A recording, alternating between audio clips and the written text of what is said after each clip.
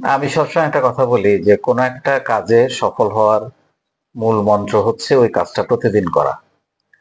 তো আমি যেই সেশন গুলো দিচ্ছি, যেই পড়া স্কিলস গুলো দিচ্ছি, সেগুলো যদি আপনার অনুশীলন না করেন তাহলে কোনো কাজে আসবে না। যারা অনুশীলন করছে তাদের ভাগ্য পরিবর্তন হয়ে যাচ্ছে। আহ, আমাকে আমি প্রতিদিন রাতে কোনো না কোনো জেলার সাথে মিট আপ করি। গতকালকেও আমি গোপালগঞ্জ জেলার সাথে মিট আপ করছিলাম। সেখানে একটা প্রবাসী বলছিলেন যে আমি অনেক রাগ করতাম আগে, কিন্তু আপনার সেশন গুলো পড়ে আমার রাগ কমে গেছে। তাহলে এই যে একটা অর্জন, এই যে কারো জীবন বদলে যাচ্ছে, কেউ কিছুই করতেন না, সে এখন মাসে 10,000 20,000 টাকা ইনকাম করছেন বা 50,000 টাকা ইনকাম করছেন। সো আমি এটাই চাই যে সবার মধ্যে পরিবর্তন আসুক। এই লেখাপড়ার মাধ্যমে আমরা আবার নতুন করে লেখাপড়া করছি।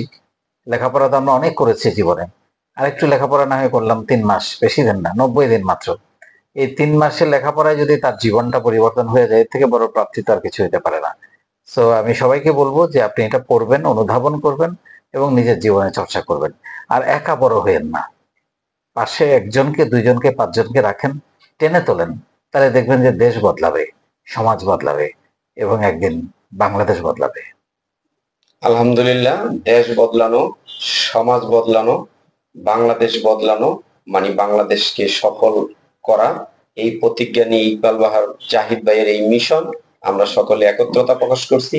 সম্পর্ক ফাউন্ডেশন আবারও ইকবাল বাহার জাহিদ ভাইয়ের কাছে উপস্থিত হবেন। আমরা আগামী দিনগুলো কাঁধে কাঁধ রেখে, হাতে হাত রেখে এগিয়ে যাব। প্রত্যেকটা সেশনের মূল্যায়ন করব, এই প্রত্যাশায় আজকে বিদায় নিচ্ছি। আসসালামু আলাইকুম ওয়া রাহমাতুল্লাহ।